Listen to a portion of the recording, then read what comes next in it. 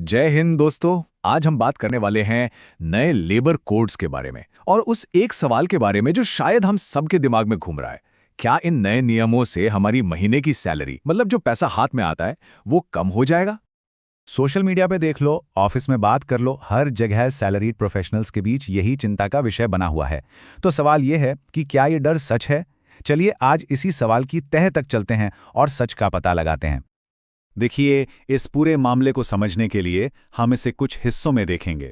पहले डर की वजह जानेंगे, फिर देखेंगे कि सरकार ने क्या कहा, फिर थोड़ा गणित समझेंगे, पीएफ के ऑप्शंस पर बात करेंगे और आखिर में इन कानूनों के दूसरे पहलुओं को भी छुएंगे।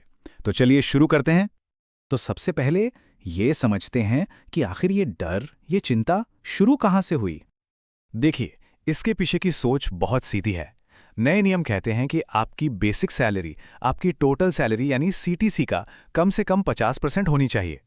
अब कई लोगों की बेसिक सैलरी इससे कम होती है, तो नियम लागू होने पर उनकी बेसिक सैलरी बढ़ जाएगी। और यहीं से डर शुरू हुआ कि अगर बेसिक सैलरी बढ़ी तो इस पर कटने वाला 12% पीएफ भी बढ़ेगा, और अगर पीएफ ज्यादा कटा तो हाथ में आने वाली सैलरी तो कम हो ही जाएगी। लॉजिक तो सही लगता है ना? अब जब ये चिंता बहुत ज्यादा फैल गई तो सरकार को खुद सामने आकर एक सफाई देनी पड़ी, और यकीन मानिए, इस एक सफाई ने पूरी कहानी ही बदल दी। सरकार ने सोशल मीडिया पर साफ साफ कहा कि नहीं, आपकी टेक होम सैलरी कम नहीं होगी, लेकिन एक शर्त है, अगर आपकी पीएफ कटौती एक खास सीमा पर हो रही है।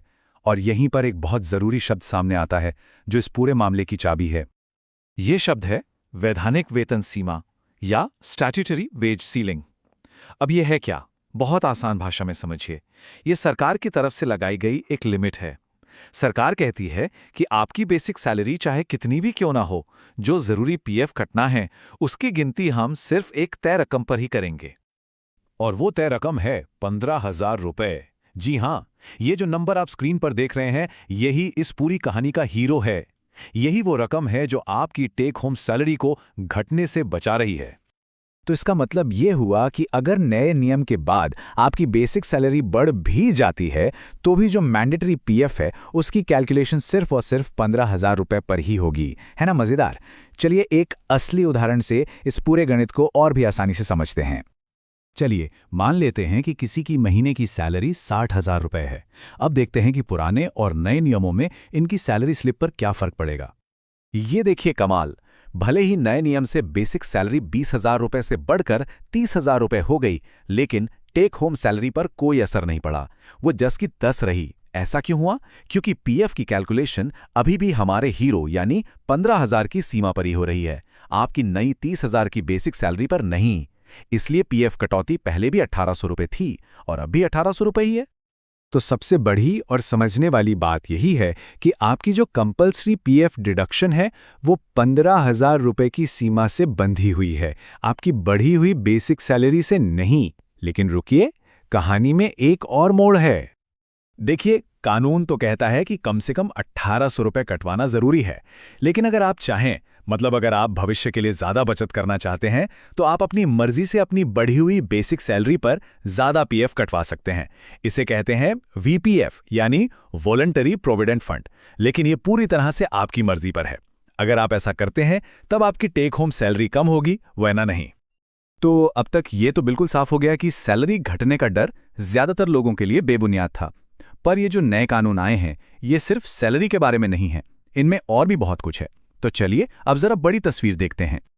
ये नए कोड्स काम करने के पूरे माहौल को बदलने वाले हैं। जैसे अब सभी के लिए एक न्यूनतम वेतन तय होगा। जो गिग वर्कर्स हैं, जैसे डिलीवरी वाले, उन्हें भी सोशल सिक्योरिटी मिलेगी।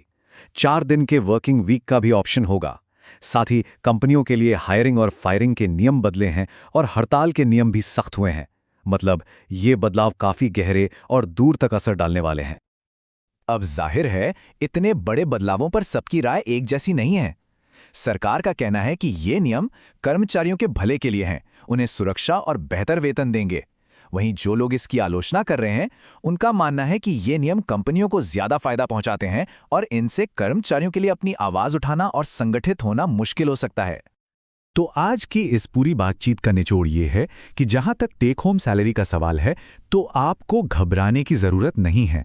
नए कोड्स की वजह से आपकी इन हैंड सैलरी कम नहीं होने वाली, क्योंकि अनिवार्य पीएफ की कटौती एक सीमा पर जाकर रुक जाती है।